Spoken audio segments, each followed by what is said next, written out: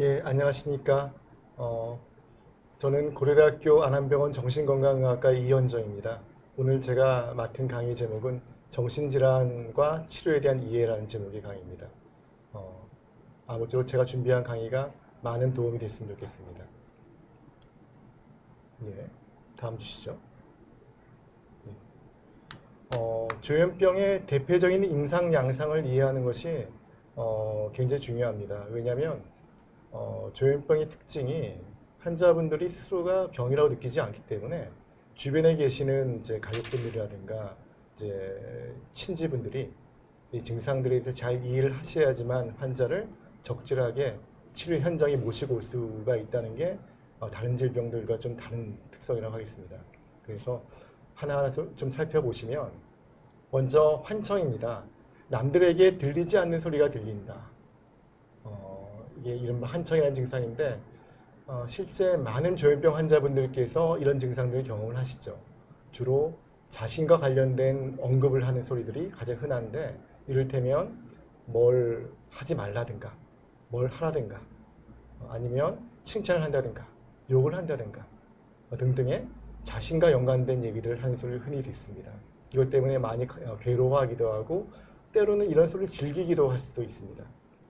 또 남들한테 보이지 않는 것이 보이는 증상, 즉 환시 증상도 있을 수가 있습니다.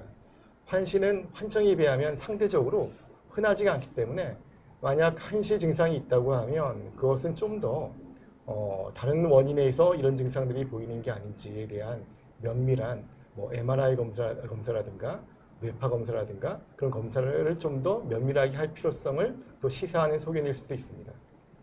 또한 생각이 있어서도 굉장히 혼란된 생각들을 하게 되는데요. 흔히 사람들이 내 생각을 알고 있다는 것과 같은 관계망상을 보일 수가 있습니다. 그리고 나를 감시하거나 나를 해치려고 한다고 하는 피해망상을 보일 수가 있죠. 앞서 말씀드렸던 환청이나 환시 그리고 내 생각을 알고 있다든가 나를 감시하고 해치려고 한다든가의 어떤 망상 같은 증상들은 굉장히 괴롭고 힘든 증상이기 때문에 환자들이 굉장히 괴로워하는 대표적인 증상이라고 얘기할 수가 있겠습니다. 이런 증상 말고도 혼자서 웃거나 혼잣말을 하는 증상들이 있을 수가 있는데 이런 증상은 환청과 연관되어 있는 증상일 수도 있고 환청이 없이도 이런 증상들이 이제 자동증이라고 해서 환자 스스로가 나도 모르게 이런 행동을 하게 되는 경우도 있습니다. 또한 얘기가 앞뒤가 안 맞고 굉장히 횡설수설하는 증상들도 조현병 환자에서 흔히 보이는 증상 중에 하나입니다. 본인도 말을 잘하고 싶은데 이게 논리적으로 잘 얘기가 안 되고 그러다 보니까 상대방도 잘 이해하기가 어렵고 본인도 굉장히 황당하고 좀 당황스러워하는 경우들이 많은데 이런 문제 때문에도 이제 대인 관계를 회피하는 하나의 이유가 되기도 하죠. 그것 때문에 결국에는 조현병 환자가 병이 이제 깊어지면 대인 관계가 점점 더 없어지고 고립된 채 혼자 지내게 됩니다. 이런 많은 어려운 증상에도 불구하고 문제가 환자 자신은 나는 아무 문제가 없다 그렇게 생각합니다. 난 문제가 없기 때문에 이게 편하다. 이게 나한테 맞는 거다. 라고 생각을 할 수가 있기 때문에 이런 증상들에 대해서 보호자분들이 좀 잘 체크하셔가지고 환자의 증상을 파악을 하셔서 치료진과 같이 협조하지 않는 한 치료가 쉽지 않다는 게 조현병 치료의 가장 어려운 문제라고 하겠습니다. 그럼 조현병은 왜 생길까요? 사실 의학이 많이 발전했지만 아직까지도 조현병의 원인에 대한 확실한 답변은 하기는 어려운 게 솔직한 전문가로서의 답변이 될 것 같습니다. 하지만 전반적인 어떤 원인에 대해서는 저희는 세 가지 큰 어떤 요인을 생각을 하고 있습니다. 먼저 타고난 유전적인 요인입니다. 조현병 자체가 상당히 가족력이 있는 경우들이 있거든요. 그렇다고 유전병은 아니에요. 유전병이라고 생각해서 이 병을 숨기려고 할 수가 있는데 전혀 그렇지는 않습니다. 제가 다음 슬라이드에서 좀 더 그 문제는 말씀을 드리려고 하고요. 유전적인 요인이 있는데 하지만 유전병은 아니기 때문에 숨길 건 아니고요. 그리고 생물학적 요인들이 영향을 미칩니다. 이를테면 이제 분만 시에 뇌 손상이 있었다든가 또 아주 이제 임신 중 또는 아주 어린 시기에 어떤 감염 증상을 앓았다든가 어떤 독성 물질에 노출이 됐다든가 하는 어떤 이유로 인해서 뇌신경 발달에 이상이 발생을 하는 것이 또 하나의 이제 조현병의 원인이라고 보는 거고요. 또 이런 유전적인 면들, 생물학적인 요인에 더해서 환경적인 스트레스도 역시 상당히 이 조현병 발병에 영향을 미친다는 게 잘 알려져 있습니다. 그렇기 때문에 이런 세 가지 요인들이 같이 영향을 미쳐서 우리 뇌에 어떤 이상을 가져와서 생각과 감각을 조절하는 뇌신경계의 기능 이상을 가져오는 것이 조현병이고, 그러므로 조현병은 뇌질환이라고도 할 수가 있겠습니다. 제가 앞서서 유전성은 있으나 유전질환은 아니라고 말씀드렸었죠.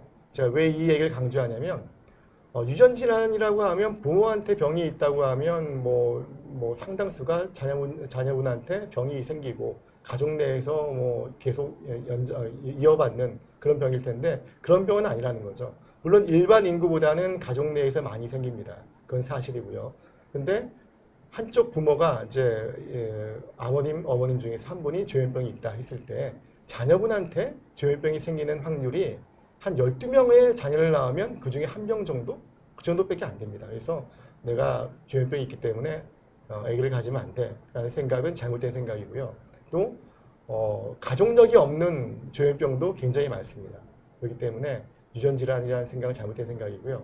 최근에 조현병에 대한 유전 연구를 많이 하면서 또 획기적인 결과들이 나오고 있는데, 그 결과에서 밝혀지고 있는 것이 조현병의 어떤 유전성, 유전 경향은 병 자체 유전성이라기보다는 과도한 면역 반응에 의한 것일 가능성이 최근에 보고가 되고 있습니다. 즉 우리가 병과 연관되어 있는 조현병의 증상을 일으키는 유전이 아니라 뇌에서의 어떤 면역 기능의 과도한 반응 때문에 생긴 거라 생각되고요. 그래서 이거는 뭐 조현병이 유전병이라는 생각보다는 이게 어린 시절에 과도한 면역 반응이 있었기 때문에 이걸 잘 방지하는 방법이 앞으로 개발된다고 하면 조현병을 예방하는 날도 머지않아 올 수 있다고 그렇게 생각되고 있습니다. 제가 슬라이드 보여드린 내용은 저희 그 대한조현병학회에서 작년에 한국일보랑 공동으로 해서 조현병 바로 알기라는 어떤 기획 기사를 실은 적이 있습니다. 그 중에 기사 중에 하나인데 제가 쓴 내용인데 한번 시간 되시면 한번 읽어보시면 이런 내용들을 좀 자세히 알 수 있을 겁니다. 그렇다고 하면 조현병의 환자들의 어떤 생물학적인 어떤 뇌 변화는 어떤 것이 있느냐? 이제 병이 굉장히 이제 오래 지속이 될 경우에는 뇌 위축이 온다는 게 알려져 있습니다. 즉 약간 뇌가 쪼그라드는 경향이 있다는 건데 이게 엄청나게 심한 건 아니고요. 여기 보시면 이제 정상인에 비해서 오른쪽이 환자의 뇌인데 이 두개골 안에 있는 뇌가 약간은 작아졌기 때문에 그 사이에 있는 꺼멓게 보이는 게 뇌척수액 부위거든요. 뇌척수액 부위가 이제 더 크게 보일 정도로 약간 뇌의 실질이 약간 작아져 있는 그런 현상들을 볼 수가 있고요. 또한 뇌 기능 영상에서도 이게 정상인이고 오른쪽이 환자인데 보시는 바와 같이 여기 전두부 쪽에 기능이 저하되는 소견을 보이고 있고, 또 크기도 대뇌 피질의 크기도 약간 적어져 있는 소견을 확인할 수가 있습니다. 이게 모든 환자에서 이런 증상이 보인다는 건 아니고요. 이 연구 결과들은 많은 숫자의 환자를 모아서 평균을 낸 값을 가지고 보여주는 거여서 지금 각각의 환자분들한테서 직접 이런 소견을 발견하기는 실제는 쉽지는 않습니다. 그리고 사후에 이제 뇌를 이제 기증받아서 진행한 연구 결과를 보면 정상인에서는 이제 뇌 세포의 배열 자체가 이렇게 꽉 차 있는 또 일정한 패턴을 갖는 반면에 조현병 환자의 경우에는 좀 성기고 이게 좀 불규칙한 모양을 갖는 것들이 이제 발견되고 있습니다. 그래서 이런 것들이 앞서 말씀드린 바와 같이 어린 시절의 발달 과정에서 어떤 면역 기능이 과도하게 발현되면서 이런 현상들이 생기지 않느냐 하는 추측을 하고 있습니다. 그렇다고 하면 이런 어떤 뇌의 어떤 이상이 실제 발현되는 것은 뇌에서 분비되는 여러 가지 신경 전달 물질의 불균형에 의해서 생긴다고 생각을 하고 있습니다. 우리가 생각을 하고 감정을 느끼고 어떤 생각을 기억하고 하는 것은 뇌에서 분비되는 여러 신경 전달 물질의 작동에 의해서 일어나는 현상들입니다. 그래서 그 중에서 대표적인 어떤 신경 전달 물질인 도파민에서의 어떤 조현병에서의 이상이 많이 보고가 되는데요. 특히 도파민의 활성이 뇌 안쪽에 있는 뇌의 깊은 가운데 쪽에 있는 변형기라는 어떤 부위에서는 도파민이 과도하게 분비되고 이런 어떤 과도한 분비가 가져오는 증상이 앞서 말씀드렸던 환청과 환시, 환각 같은 증상이라든가 피해망상, 과대망상, 관계망상 같은 증상들이 이런 도파민의 과활성과 연관이 있다고 알려져 있고요. 또 반대로 뇌의 앞부분, 대뇌피질의 앞부분에서는 도파민이 오히려 저하되어 있다는 것이 보고되고 있습니다. 이런 도파민의 저하로 인하여 생기는 증상들이 이제 굉장히 무의욕증이라든가 말수가 줄고 대인관계가 없어지고 사회적으로 철퇴되는 증상들이 이런 도파민의 전두 부분에서의 어떤 기능 저하와 연관이 있다는 게 알려져 있는 최근 연구 소견입니다. 그 밖에도 세로토닌, 노르에프네프린, 가바나 글루타메이트, 아스틸콜린 같은 다양한 신경 전달 물질의 어떤 불균형이 나타난다는 연구들이 보고가 되고 있습니다. 그렇다고 하면 조현병의 증상들을 다시 한번 검토를 해볼 텐데요. 크게 증상을 양성 증상과 음성 증상으로 흔히 표현을 합니다. 양성 증상은 주로 질병 초기에 나타나는 특성이 있는 경향이 있고요. 음성 증상은 좀 진행된 다음에 나타나는 특성이 있습니다. 그래서 양성 증상의 의미는 원래 없애야 될 증상들이 나타나는 그런 현상들 때문에 우리가 없는 게 있다고 해서 양성 증상이고요. 음성 증상은 원래는 정상적이라고 하면 있어야 될 기능이 좀 줄어드는, 저하되는 그런 특성들을 표현하는 거기 때문에 음성 증상이라고 표현을 합니다. 그래서 양성 증상에 해당되는 증상들이 앞서 얘기했던 상당수 여기 해당이 되죠. 환청, 환시, 환촉, 뭐 흔하진 않지만 환촉도 있을 수 있죠. 피해망상, 관계망상, 그리고 과대망상 같은 증상들, 그리고 말 자체가 굉장히 이해하기 힘든 횡설수설하는 사고의 어떤 이완과 이탈이 생기는 것들이 양성 증상에 해당되고요. 그 반면에 이제 무관심, 무의욕, 언어도 줄고 자기 위생 관리도 이제 잘 못하게 되고 사회적으로 철퇴되는 양상이 이제 음성 증상에 해당되고요. 앞서 말씀드린 대로 초기에는 주로 양성 증상이 심하지만 점차 병이 진행됨에 따라서 음성 증상 들이 뚜렷해지는 경향성이 있습니다. 또한 이런 증상 외에도 인지 기능도 저하되는 경향들이 나타날 수가 있습니다. 기억력이라든가 집중력, 실행 기능의 저하들이 생길 수가 있고요. 또 병에 대한 인식도 이제 잘 없어지는 증상들이 흔히 보이죠. 그리고 기분 증상들도 있을 수가 있어서 우울불안, 자살 사고들도 흔히 관찰됩니다. 그리고 또 위험할 수 있는 증상으로 공격성이 증가할 수도 있습니다. 화를 잘 내고 짜증을 내고 적대적인 언행과 때로는 폭력 행동도 할 수가 있기 때문에 사실 이 문제 때문에도 사실 사회적으로도 조현병 환자들이 잘 치료가 안 될 때 위험성에 대해서 위험할 수가 있는데 그게 너무 또 강조되고 과장되는 경향이 있다는 게 참 안타까운 일이기도 하죠.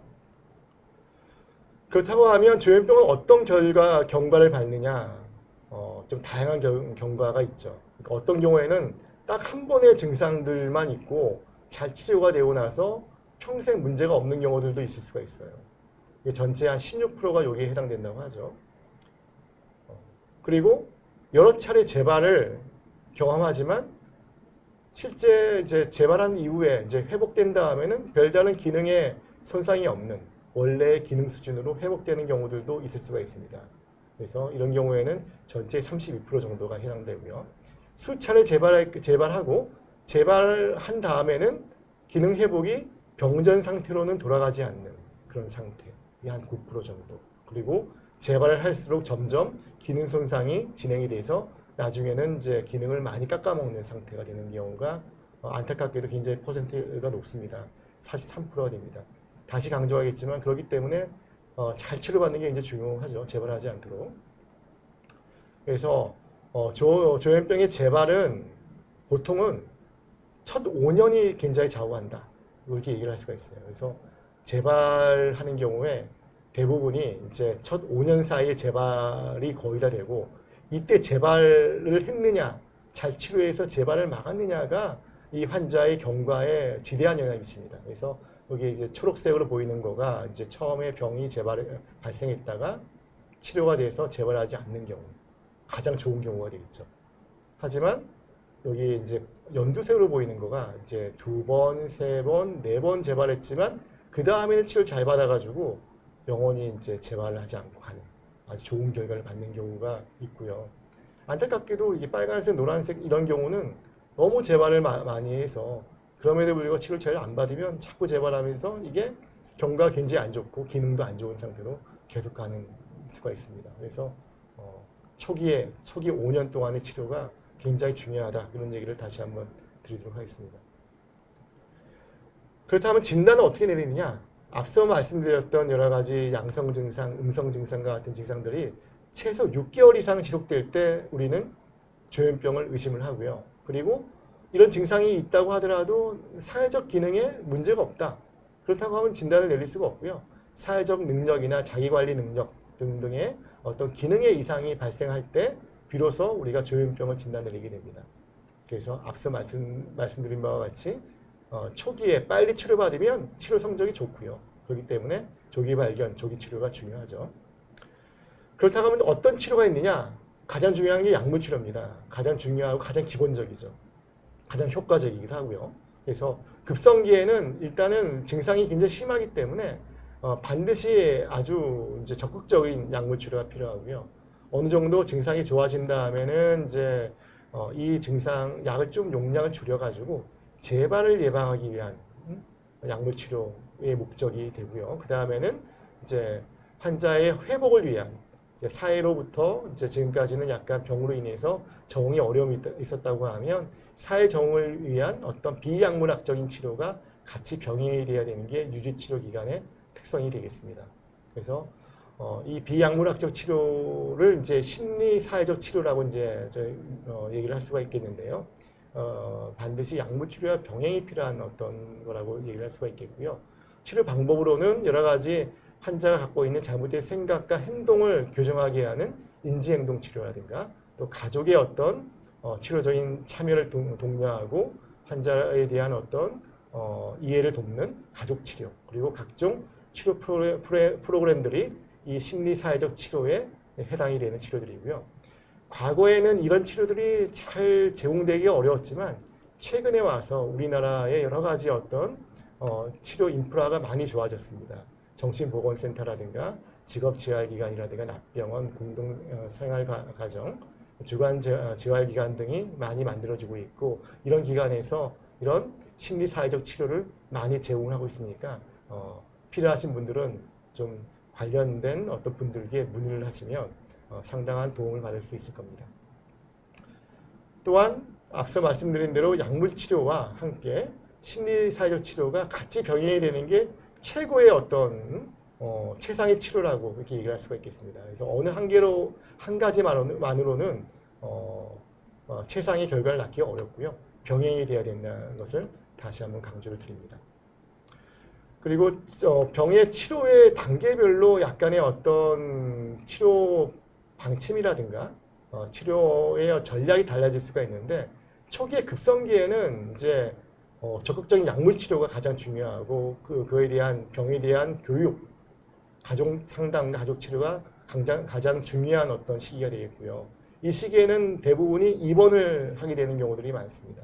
이런 시기를 거쳐서 어느 정도 환자의 증상이 완화가 되면 안정하게 들어서면 이제 인지행동 치료라든가 심리사회적 치료들이 이제 같이 병행이 많이 돼야 되는 거죠. 그리고 어떤 위기 상태에 있으면 재발의 위기에 있을 때는 이제 위기 개입 치료라든가 이런 치료들이 같이 병행이 돼서 환자의 증상을 나아지게 관해되게 노력을 해야 될 거고요. 이런 관해된 기간이 길어지면 그 다음부터는 이제 회복을 목표로 해서 여러 가지 교육과 직업 상담과 같은 또 다른 이제 심리사회적 치료가 같이 병행이 되어야겠습니다. 물론 2단계에서도 약물학적 치료는 같이 병행이 돼야 된다는 것들도 다시 한번 강조를 드립니다.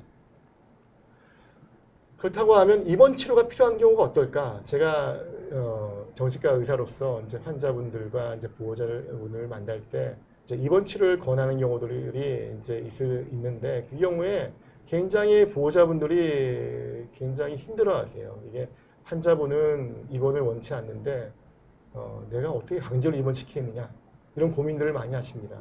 근데 의사가 이런 어떤 입원을 결정할 때는 여러 가지 정황을 봤을 때 반드시 필요하기 때문에 권하는 겁니다. 그래서 어떤 경우에 해당되기 때문에 그 당시에 입원을 권했는지 혹시나 과거에 입원 치료를 권유를 받았던 분이 계시다고 하면 한번 보시면 도움이 될 것 같습니다.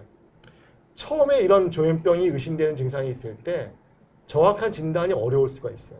이게 조현병에 의한 건지 어떤 심지어 뇌종양 때문에 뇌의 어떤 염증이나 어떤 다른 어떤 물질 사용 때문에 발생한 경우들도 있을 수가 있고요. 또한 정신과 질환 중에서도 조울증이라든가 심한 우울증 같은 경우에도 증상이 조현병과 비슷한 증상들이 생길 수가 있습니다. 그렇기 때문에 처음에 이제 발생했을 경우에는 이게 진단이 정확하지 않으면 진짜 중요한 치료를 놓치거나 잘못된 처방을 받을 위험성이 없잖아 있습니다.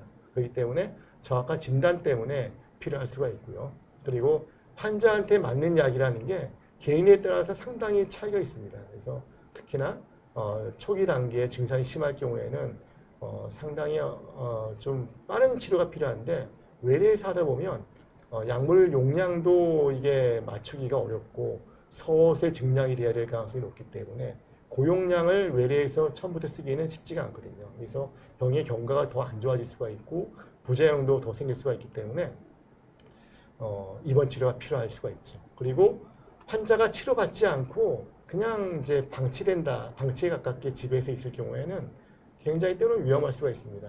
최근에 이런 문제 때문에 여러 가지 이제 사회적으로 조현병에 대한 나쁜 인식들이 자꾸 심어지고 있는 것 같은데요. 그래서 위험할 수가 자타의 위험이 있기 때문에 환자 자신의 어떤 안전과 가족들의 안전 그리고 우리 사회적인 어떤 주변의 우리 지역사회 주민들의 안전을 위해서라도 입원 치료가 필요할 수가 있고요. 그리고 환자 자신이 자신을 돌보지 못하는 상태에 빠져 있는 경우들도 굉장히 많습니다. 심한 정신병적 상태에서는 자기 관리가 안 되기 때문에 이런 경우에는 또 입원 치료가 필요하겠죠. 이 네 가지 경우는 좀 반드시 좀 생각하고 계시고요. 만약에 환자가 이렇다고 하면 적극적으로 입원 치료를 받는 것이 무조건 도움이 훨씬 더 유리할 거라고 생각을 하겠습니다. 그리고 앞에 네 가지 경우가 아니라고 하면 상당히 외래 치료를 통해서도 증상의 완화를 기대해 볼 수는 있습니다. 이 결정은 결국엔 의사의 설명을 잘 들으시고 보호자와 환자가 같이 상의해서 결정을 해야 될 문제겠죠. 하지만 환자의 자기결정권이 굉장히 증상이 심할 경우에는 손상되어 있기 때문에 결국에는 의사의 의견과 보호자의 의견이 이번 결정에는 굉장히 중요하다고 하겠습니다. 그렇다고 하면 약물 치료가 왜 필요한지에 대한 얘기를 좀 드려야겠습니다. 약물 치료는 우리 아까 앞서 말씀드린 바와 같이 조현병 자체가 뇌에서의 도파민과 같은 신경 전달 물질의 불균형에 의해서 증상이 나타나기 때문에 이 증상을 빨리 가라앉히기 위해서는 약물이 필요합니다. 그래서 신경 전달 물질의 불균형을 교정하는 그런 약이 이제 되겠고요. 과거에는 이 도파민의 과활성을 낮춰주는 약을 주로 썼어요. 1950년대 처음으로 이제 항정신병 약물이 개발돼서 현재까지 이제 새로운 약물들이 개발되고 있는데 한 80년대 이전까지는 대부분 이런 도파민의 과활성을 낮춰주는 약들만이 사용되어 오다가 이제 90년대 들어와서는 이제 도파민의 저활성 앞에 이제 특히 전내 피질 앞쪽에 전내 쪽에 있는 피질에 대뇌 피질에 있는 도파민 저활성을 교정하는 약들도 같이 이제 이런 효과가 있는 약들이 같이 개발이 돼서 요즘에 쓰는 약들 대부분이 이런 약들입니다. 그래서 약물 치료는 조현병 치료에서 가장 중요하니까 약을 사용하는 것에 대해서는 주저할 이유가 없습니다. 그렇죠. 약물 치료의 목적은 무엇인가 하면 일단은 증상이 호전입니다. 환각, 망상 등의 어떤 증상들이 발병 초기에 굉장히 많이 심각한 문제가 되고 있고 이런 증상들은 특히 약에 의해서 흔히 더 빨리 좋아지는 특성이 있어요. 그래서 잘 사용하는 게 필요하고요. 그리고 2차 목적은 재발을 방지하는 겁니다. 재발을 워낙 많이 하잖아요. 그래서 실제 약물을 유지한 경우와 약물을 중단한 경우를 비교해보면 재발률이 무려 5배가 차이가 나요. 그러니까 무조건 약을 어느 정도 유지하는 것이 필요하다는 것을 이제 알 수가 있는 그런 대목이죠. 그래서 재발을 방지하는 것의 또 하나의 중요점은 이렇게 재발할수록 환자의 어떤 기능이 떨어지고 증상이 더 악화됩니다. 이게 처음에 병이 생겼을 때 이게 정상이었다가 이제 병이 처음 발병했어요. 그 경우에는 기능이 이제 좀 나중에 투병 기간을 거쳐서 병을 이겨냈다고 하더라도 회복됐을 때 기능이 처음처럼 돌아오지 않는 경우들이 굉장히 많습니다. 약간 요만큼을 깎아먹은 거죠. 그리고 다음 재발 때까지는 시간이 어느 정도는 좀 여유가 있고 괜찮은 기간들 꽤 길을 수가 있는데 두 번째, 세 번째 재발하면 그 다음에 이제 정상 기간이 굉장히 줄고 재발을 더 쉽게 하게 되고요. 또 재발할 때마다 기능을 이만큼씩 더 깎아먹게 되는 거죠. 그래서 나중에 어느 정도 치료가 되더라도 처음에 비교하면 이만큼의 기능 차이가 생기는 거죠. 그래서 재발을 하지 않게 막아야지만 기능 저하를 막을 수 있다. 그래서 약물 치료 자체가 재발과 기능 저하를 막는 가장 확실하고 유일한 방법이다. 그렇게 얘기를 할 수가 있겠습니다. 항정신병 약물의 효과는 앞서 말씀드렸던 여러 가지 양성 증상, 음성 증상의 회복과 함께 또 잠을 잘 자게 만들어줍니다. 잠을 잘 자면 이런 어떤 증상들도 잘 회복이 되고 굉장히 마음이 편해지죠. 그리고 공격성과 부적절한 언행, 공격적인 행동들도 많이 좋아지게 되죠. 그래서 약물 치료에 이제 사용되는 약들, 우리가 환자분들이 먹고 있는 약을 이제 보호자분들이 보시면 때로는 너무 많다. 이게 약이 몇 가지야? 뭐 이렇게 놀라시기도 하고 이렇게 약을 많이 먹어도 되느냐는 염려를 하시기도 하는데 약은 개수로 판단하는 건 아닙니다. 의사가 증상을 파악하고 약에 대해서 워낙 잘 알고 있기 때문에 그에 맞춰서 처방이 되고 있는 건데 또 정신과 약들이 또 약의 개수가 많은 이유는 주치료제보다는 보조적인 약들이 굉장히 많아서 그래요. 보조적인 약들은 주치료제의 효과를 극대화시키고 부작용을 방지하기 위한 약들이에요. 그래서 약이 많다라는 생각을 가지고 그냥 아무 약이나 줄여 먹다 보면 잘못하면 주치료제를 빼버리고 나머지 약만 먹는 일들도 생길 수가 있기 때문에 주의하셔야 됩니다. 그리고 치료는 언제부터 치료를 해야 되느냐? 병이 생긴 후에 치료가 늦어지면 회복도 오래 걸리고 치료 효과도 나빠지기 때문에 가능하면 빨리 질병 초기에 치료하는 것이 좋다. 이렇게 이해를 하시는 게 필요하죠. 그래서 투약 기간에 대해서도 굉장히 궁금해 하십니다. 이게 약이 좀 많은 것 같은데 내가 이게 평생 먹어야 되느냐? 그에 대해서 일반적으로 이렇게 답을 합니다.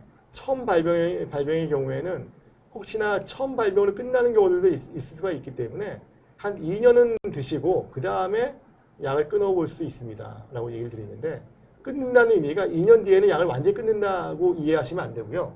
어느 정도는 이제 약을 이제 2년이 지난 다음에는 줄여볼 수가 있다. 줄여서 만약에 증세가 나빠졌다. 그러면 다시 약을 올려야 되는 거죠. 그런 거고요. 만약에 한 번 재발했다. 그 경우에는 이제 5년은 꾸준히 드십시오. 그리고 5년이 지난 다음에 약을 서서히 줄여볼 수가 있겠습니다. 이렇게 말씀을 드리죠. 이 경우도 마찬가지입니다. 5년이 됐으니까 약을 한꺼번에 끊는다. 그런 의미는 아니고요. 약을 서서히 줄여봐서 괜찮은지를 확인해서 진짜 괜찮아지면 끊을 수는 있겠죠. 하지만 줄이는 과정에서 어떤 문제가 있으면 다시 약을 올려서 유지해야 될 수가 있고요. 그리고 3번 이상, 2번 이상 재발했다. 그런 경우에는 평생 먹는 거가 현실적으로 맞는 치료 방침입니다. 그래서 이런 점들도 잘 기억을 하시고요. 적절한 치료제 결정은 이게 쉬운 문제는 아닌데 증상의 어떤 심한 정도 또 환자가 부작용을 얼마나 견뎌낼 수 있느냐에 따라서 좀 달라지죠. 그래서 아무래도 증상이 심하면 약의 용량이 증가되는 경향이 있고요. 또 호전되면 감량을 하겠죠. 하지만 문제는 또 환자분이나 보호자분이 약을 줄이고 싶다는 얘기를 많이 하시기 때문에 그거에 이제 부합해서 약을 줄여드리다 보면 때로는 또 재발할 수가 있어요. 그래서 그런 점에서 이제 균형 감각이 있어야겠죠. 증상도 최소화시키고 부작용도 별로 없는 최소 용량으로 유지하는 게 필요할 것 같고요. 그리고 그래서 올바른 치료약을 선택하고 복용하는 방법은 환자한테 맞는 약을 선택하는 거고요. 이거는 의사의 어떤 의견을 잘 따르시는 게 중요합니다. 가장 잘하는 게 의사일 거기 때문에. 그리고 환자분도 자신이 뭐 어떤 약을 먹고 있는지는 알고 계시는 게 좋습니다. 뭐 보조적인 약은 필요 없고요. 주 사용약이 뭔지는 알고 계시는 게 추후에라도 어떤 병원을 옮긴다든가 자신의 증상에 대해서 누구나 상담을 한다든가 할 때도 도움이 될 수가 있기 때문에 그런 게 좋겠고요. 그리고 상태에 맞는 적정 용량이 필요합니다. 앞서 말씀드린 바와 같이 너무 약이 세면 부작용이 생길 수가 있고 너무 약이 약하면 또 재발할 수가 있기 때문에 그 규정 감각을 유지하는 게 필요하고요. 그리고 증상이 호전됐다고 다 약을 중단하는 게 아니라는 것들을 다시 한번 말씀드립니다. 또한 약 감량이나 증상 변경 시에는 잘 봐야 됩니다. 제가 약을 줄여드릴 때는 이제 원래는 뭐 한 달에 한 번 오시는 환자가 저 약을 줄인 다음에는 2주나 1주 만에 오세요라고 또 말씀드리고 안전 별 문제가 없는지 체크를 하거든요. 그래서 약을 변동을 했을 때는 좀 면밀하게 가족들이 좀 관찰할 필요가 있습니다. 그리고 처방받은 용법과 용량을 지켜서 정해진 시간에 복용하는 것들도 굉장히 중요하겠습니다. 또 조현병이 이게 약물 치료가 굉장히 중요한 것이 가장 효과적인 치료, 핵심적인 치료 약물이기 때문에 앞서 슬라이드에서 저희가 다양한 어떤 경과를 받는다, 예후가 달라진다고 얘기했는데 결국에는 초기에 얼마나 약물 치료를 잘 받아서 재발을 방지했느냐에 따라서 결국에는 결과가 달라진다 이렇게 얘기를 할 수가 있겠습니다. 초반에 잘 치료받은 사람은 잘 관해가 돼서 별 재발 없이 유지가 되는 반면에 잘 치료를 못 받는 경우에 약을 제대로 안 먹고 치료에 대해서 잘 따라오지 않은 경우에는 자꾸 재발하고 그 결과 안 좋은 경과를 밟을 수가 있겠습니다. 재발 위는 제일 큰 한계는 약물 중단이에요. 이제 너무 이제 약물에 대한 얘기만 드리는 것 같은데 앞서 말씀드린 바와 같이 5배 정도 차이가 있으니까 그렇고요. 또 물질 남용 문제 굉장히 안 좋습니다. 외국에는 특히나 물질 남용이 많은데 국내에서는 알코올 문제가 흔하죠. 그래서 술 마시는 거는 특히나 좀 일반인들보다 술 마시는 게 본인이 술로 인해서 겪는 문제가 훨씬 더 커지기 때문에 가능하면 술은 좀 멀리하는 게 좋겠고요. 각종 스트레스라든가 가족 내에서의 어떤 감정 표출이 너무 심하면 환자로서는 다 이게 나 때문에 생긴 문제라고 또 자책할 수가 있기 때문에 특히 조심하셔야 됩니다. 그리고 치료를 잘 받게 하고 조기 치료가 굉장히 중요하다는 점들을 다시 한번 말씀을 드리고요. 그리고 이렇게 수능도, 그러니까 잘 치료받는 게 수능도인데 결국에 수능도에 이제 관련된 요인은 환자가 얼마나 병에 대해서 인식을 하느냐, 얼마나 증상이 심하느냐 이 요인들도 중요하고 또 환경적인 요인으로 가족들도 굉장히 중요해요. 가족들이 이거에 대해서 잘 이제 병에 대해서 인식을 하고 이 병의 특성을 이해를 해서 치료의 한 축으로서 치료 과정에 참여할 때 이때 수능도 같이 올라가게 되어 있습니다. 또 약물도 가능하면 의사가 잘 해야 되겠지만 약물 부작용이 적고 복용법도 쉬운 약을 선택을 해서 드리는 게 좋겠죠. 그리고 수능도가 좋아지는 어떤 상황은 아까 말씀드린 거를 다시 역으로 보시면 되는데 환자가 병에 대해서 잘 이해를 하고 치료 필요성을 인지를 할 때 좋아지겠죠. 그리고 보호자가 이런 점들을 잘 알고 협조할 때, 또 주치의사에 대한 신뢰도를 높게 가질 때, 약 부작용이 별로 없을 때도 이제 수능도가 올라가겠죠. 그래서 이게 의사와 환자와 이제 보호자의 어떤 3대 축이 굉장히 중요하다고 하겠습니다. 그래서 환자가 수능하지 않을 때 어떻게 할 것이냐, 상당히 많은 환자가 치료를 거부합니다. 근데 이거에 본인의 어떤 자기 결정권이 중요하다고 해서 이제 환자의 말에 따른다고 하면 이거는 결국에는 가장 큰 피해자는 환자 본인이 되거든요. 그렇기 때문에 이거에 대해서는 꼭 의사와 상의를 좀 해주셔야 됩니다. 비수능의 문제가 뭔지를 원인이 뭔지를 잘 따져서 그에 대해서 이제 의사와 보호자 같이 환자를 이제 설득하는 과정들이 필요할 수가 있겠죠. 약 부작용에 대한 염려를 많이 하시는데 현재 쓰이는 약들은 거의 별 문제가 없는 약들이에요, 사실은. 그래서 우리가 요즘에는 이제 약 처방할 때 약에 대한 설명서를 같이 드리기 때문에 그걸 보시면 다들 기겁을 하세요. 이렇게 많은 안 좋은 얘기들이 써 있는데 이 약을 어떻게 먹냐 걱정하시는데 우리 뭐 가장 흔히 사용되는 진통제 중에 하나인 이 약도 설명서를 보면 쇼크부터 시작해가지고 엄청난 부작용들이 많이 써 있습니다. 이거는 원래 약에 대한 설명서에 이렇게 돼 있는 거예요. 그래서 어, 약간이라도 위험하면 다 쓰게 돼 있거든요. 그러니까 한 뭐 1%, 2%밖에 안 생기는 부작용들도 써 있기 때문에 그 염려하지 마시고 의사의 어떤 처방을 믿고 따라주시는 게 굉장히 중요하고 일단 현재 시판되고 있고 처방되는 약들은 그리 위험하지 않다는 생각을 하시는 게 정답이 되겠습니다. 어떤 부작용들이 있느냐? 굉장히 많아요. 그래서 제가 환자분들한테는 미리 다 말씀드리진 않고요. 제가 나중에 물어봐요.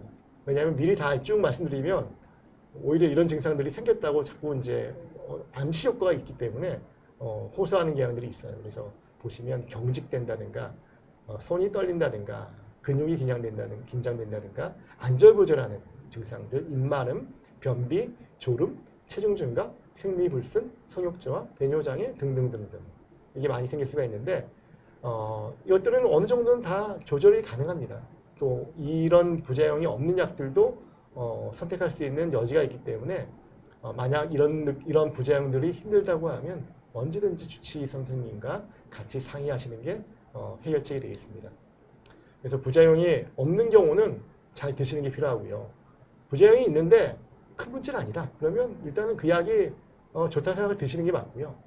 부작용이 많아서 지장이 있다. 이 경우에는 이제 의사랑 상의하셔가지고 약물 조절을 한번 시도를 해봐야겠죠.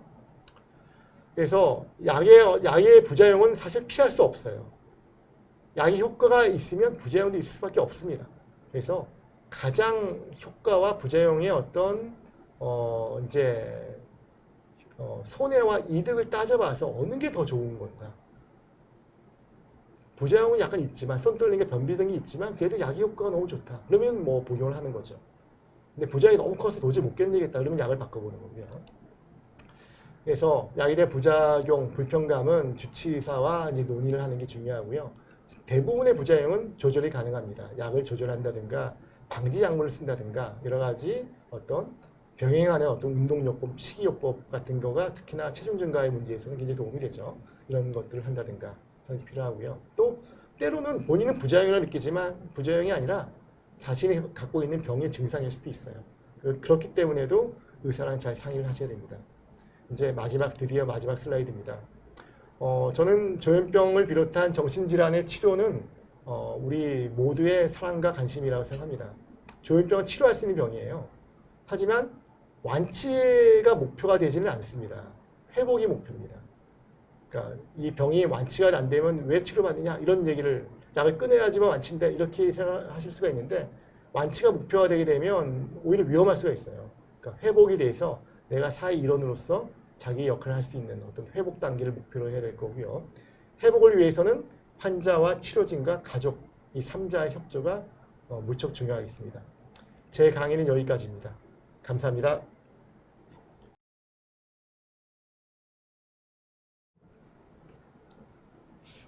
예, 제 강의를 들으시고 많은 질문을 주셔가지고 제가 다 답변을 드리기에는 너무 많아서 이 중에 몇 가지 추려서 말씀을 드리도록 하겠습니다.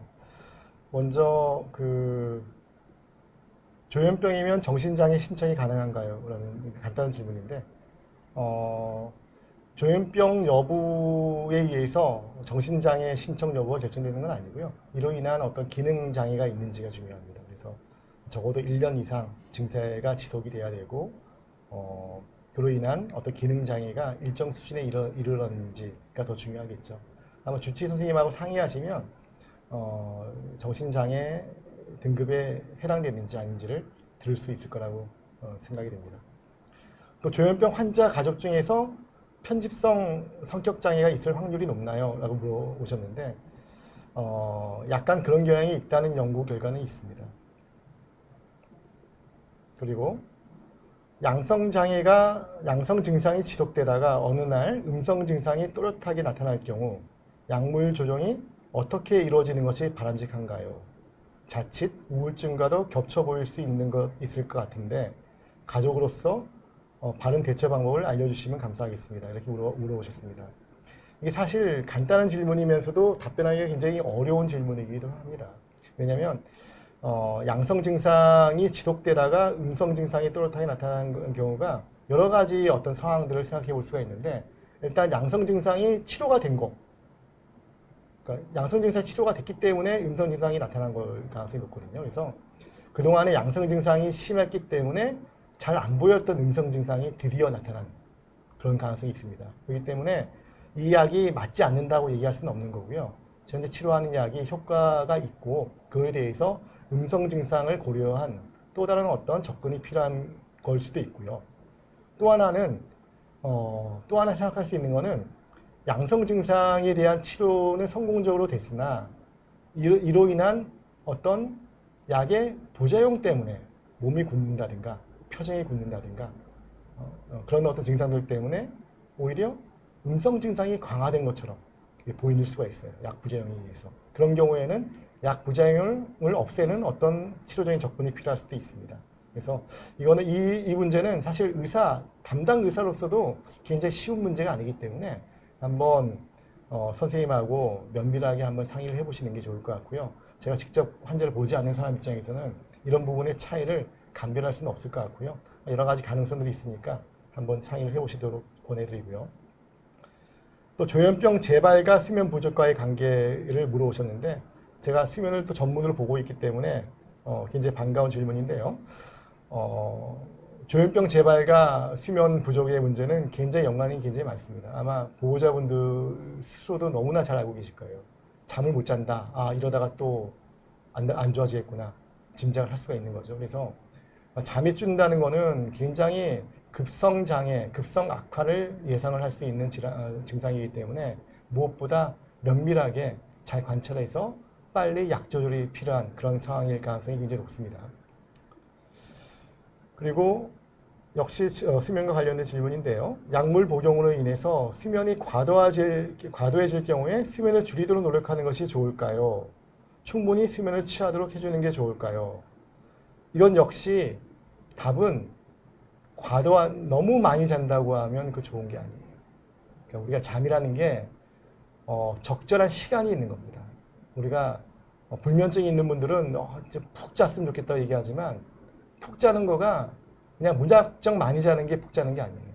우리가 잘 수 있는 수면 시간은 한 7시간 반, 8시간 정도의 매일매일의 야간 수면을 취하는 게 가장 좋은 거고요. 만약에 환자가 약을 먹으면서 10시간, 11시간, 12시간 잔다. 이거는 뭔가 약이 너무 셀 가능성 아니면 증상이 다 안 좋아져서 계속 철퇴되었을 가능성 등등을 놓고 의사랑 상의해서 약물 조절이 필요한 상황이라 보여집니다. 너무 많이 자면 그로 인해서 환자도 이제 굉장히 좀 본인이 왜 살고 있나 이게 잠만 자러 사나 이렇게 오히려 본인 자신의 어떤 자존심도 저하가 될 수가 있고 본인이 할 수 있는 일들의 어떤 사회적인 어떤 역할들도 점점 줄기 때문에 문제가 된다고 얘기할 수가 있겠죠. 또 질문 중에 하나는 치료 중에도 지시망상을 당해서 집으로 찾아오지 못한 일이 있었습니다. 그러나 단발성으로 한 차례 있었던 모양이네요. 그래도 약물을 늘려야 하는지요? 이렇게 물어보셨습니다. 치료 중인데 지시망상이 있었다. 근데 이게 본인의 그 지시망상에 따랐잖아요. 그 행동이 변화가 있었잖아요. 그 경우에는 약을 증량하는 게 저는 맞다고 생각합니다. 또 반복될 가능성이 있습니다. 다행히 별 문제 없이 이제 환자를 찾았기 때문에 찾았기 망정이지 만약 그렇지 못할 일들도 있을 수 있고 다음에는 지시망상 정도가 또 상당히 위험한 일을 지시하는 소리가 들려온다고 하면 그 행동을 또 따라서 한다고 하면 어떻게 되겠습니까? 그래서 이 경우에는 약을 증량하는 게 좋고요. 증량하는 게 좋고요. 우리가 약을 증량하는 어떤 기준은 환청이나 환시 같은 경우는 증상을 없앨 정도로 충분히 약을 쓰는 게 맞습니다. 그리고 망상 중에서 현재 어떤 행동을 유발시키는 어떤 망상, 실제 어떤 행동을 취하게 독려하는 망상은 적극적으로 치료를 해야 됩니다. 근데 과거에 있었던 망상, 내가 옛날에는 내가 안기부에서 나를 감시했었는데 요즘은 안 그래. 옛날에는 내가 저 유명한 배우가 날 좋아했었는데 지금은 그 당시 좋아한 건 확실한데 지금은 좋아하는지 아닌지 잘 모르겠어. 그러니까 얘기하면 옛날에 그 사람이 날 좋아한 거 맞아. 이렇게 얘기하지만 그건 현재 진행되는 망상은 아닌 거죠. 과거에 있었던 기억이죠. 그런 경우에는 약을 올릴 필요는 없고요. 현재 영향을 미치는 망상은 약을 증량할 필요가 있다고 이렇게 이해하시면 됩니다. 그래서 이 경우도 현재 영향을 미치는 망상이기 때문에 약을 조절하는 게 필요하다고 생각합니다. 또 조현 정동장애 치료 중인데 조현과 우울 치료 중 어느 쪽의 약물 증가를 해야 하는지 궁금합니다. 이런 질문을 해오셨는데요. 이거는 증상을 봐서 해야죠. 증상을 봐서 이게 어느 증상이 환자의 현재 문제에 가장 근접한 증상인지를 봐서 우리가 조현 정동장애라고 하는 것은 이제 망상이나 환청 같은 것들이 깨끗하게 좋아지지 않으면서 동시에 어떤 기분 변동, 조증이라든가 우울증의 증상들이 상당 기간 같이 혼재된 상태로 병의 어떤 증상이 굉장히 혼란되어 있는 그런 병들을 얘기를 하는데요. 때로는 이제 이런 병들이 알고 보니 우울증이거나 조울증이었다. 거나 알고 보니 조현병이었다. 이렇게 진단이 바뀌기도 하는 특성이 있는 그런 진단군입니다. 그래서 이거는 환자의 증상에 맞춰서 그 시기별로 어떤 약이 좋을지에 대해서 의사가 전문적인 판단을 하는 게 옳다고 답변을 드릴 수가 있겠습니다. 또 마지막 한 개 저한테 온 것 중에서 좀 어려워서 제가 빼놓고 넘어왔었는데 시간이 약간 있으니까 답변을 드리면 다른 질병 치료 또는 수술 과정에서 마약 진통제를 과다 사용했을 경우에 잠재된 조현 기질에 시동을 걸 수가 있나요? 미세하던 증상이 급격히 악화될 수가 있나요? 이렇게 물어보셨는데 마약계 진통제라고 하는 약의 어떤 특성이 진짜 이게 마약이었다고 하면 그럴 가능성을 배제할 수는 없어요. 근데 마약계 진통제라고 해서 그는 마약은 아니거든요. 그렇기 때문에 그런 가능성은 굉장히 낮다. 제가 100% 아니다고 얘기하기는 좀 어려움이 있지만 상당히 낮다고 보여집니다. 근데 만약에 환자가 본인이 어떤 조현병의 어떤 기질이 있었는데 어느 날 어떤 히로뽕 같은 어떤 진짜 마약을 먹었다. 그러면 그 경우에는 실제 이런 어떤 마약을 한 거가 어떤 조현병의 발병에 굉장히 하나의 중요한 계기가 될 수가 있습니다. 그런 경우는 굉장히 조심하셔야겠지만 시판되는 이런 약에 의해서 그럴 가능성은 높지가 않고요. 그래서 크게 걱정하지 않으셔도 될 것 같다는 답변을 드리겠습니다. 이상 제가 받은 질문은 이게 다인데 뭐 충분히 도움이 된 강의와 도움이 된 질문 답변이었을지 잘 모르겠습니다. 제가 최선 다해서 강의를 했으니까 많은 도움이 됐을 거라고 저희는 믿고요. 다음에도 이런 기회가 있으면 열심히 한번 강의를 해보도록 하겠습니다. 감사합니다.